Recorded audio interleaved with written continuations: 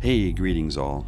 I'm a relatively new YouTuber with a modest following, so imagine my surprise when I got a call from the nearby regional airbase granting my request for a tour of their facility and possibly viewing their latest underground transportation technology.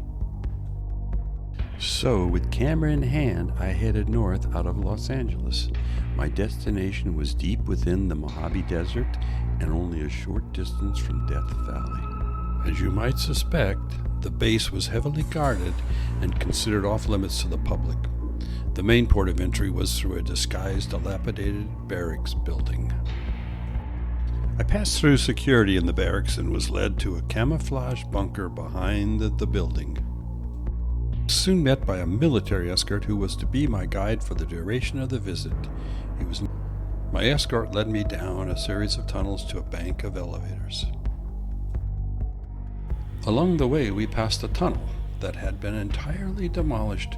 My escort explained that this was a result of a planned raid on the facility sometime earlier. The date of the raid coincided with the July 4th, 2019 Ridgecrest earthquake, but the destruction I noticed appeared to be man-made. At this point, we descended in the elevator for a considerable period of time, possibly half an hour.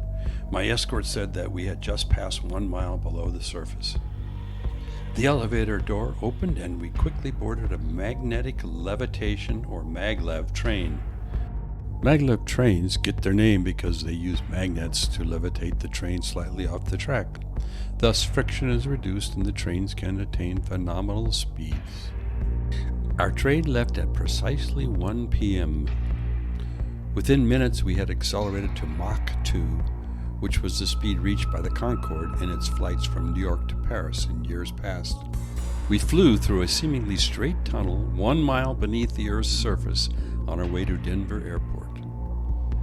The technology used to master this engineering feat was developed decades earlier. Central to this technology was the development of enormous, sophisticated boring tools, some the size of a house. Within less than an hour, our train arrived at the Denver Airport.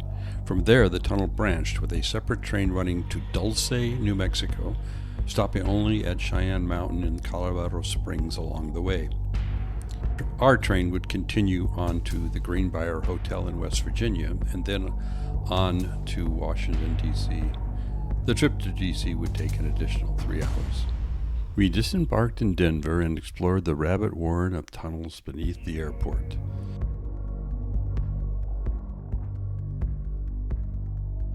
I left with the feeling that there was so much more to explore, like tunnels beneath the Getty Museum, tunnels between the Vatican and Jerusalem, and tunnels from the Ukraine to Sudan. That will be left to future videos.